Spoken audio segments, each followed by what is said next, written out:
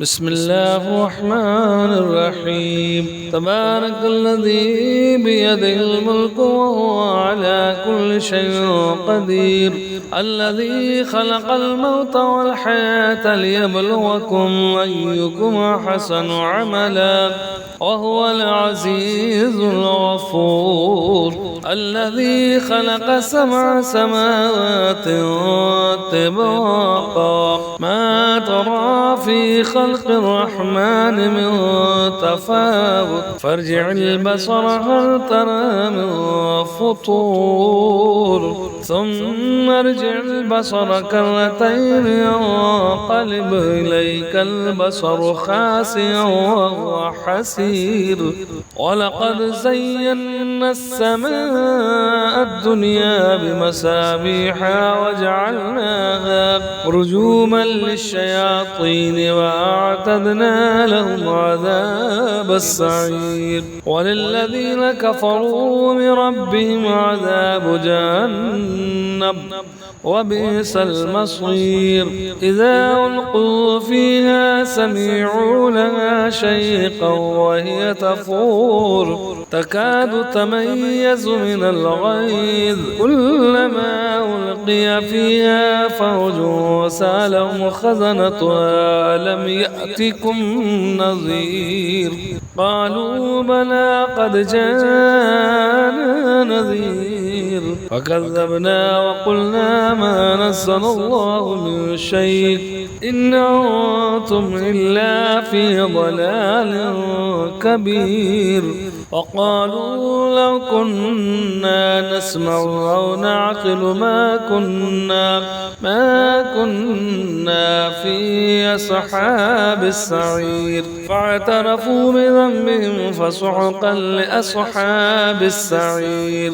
إن الذين يخشون ربهم بالغيب لهم مغفرة وأجر كبير، وأسروا قولكم وابجهروا به إنه عليم بذات الصدور. ألا يعلم من خلق وهو اللطيف الخبير.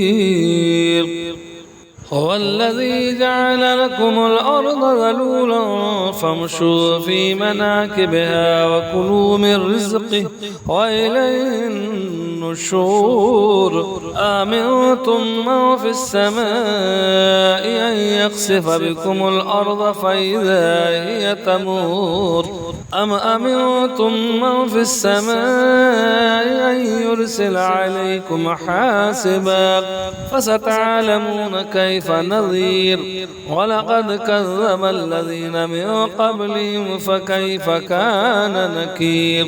أولم يروا إلى الطير فوقهم سافات ويقبضن ما يمسكهن إلا الرحمن إنه بكل شيء بصير. أمن هذا الذي هو جند لكم ينصركم من دون الرحمن إن الكافرون إلا في غرور. أمن هذا الذي يرزقكم إن أمسك رزقه بل لجوا في عتو ونفور. أفمن يمشي مكبا على وجهه أهدى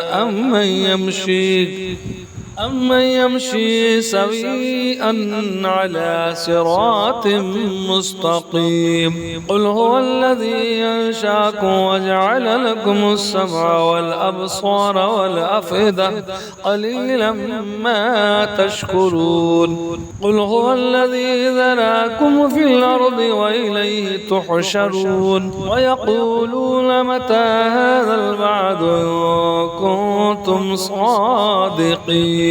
قل إنما العلم عند الله وإنما أنا نذير مبين.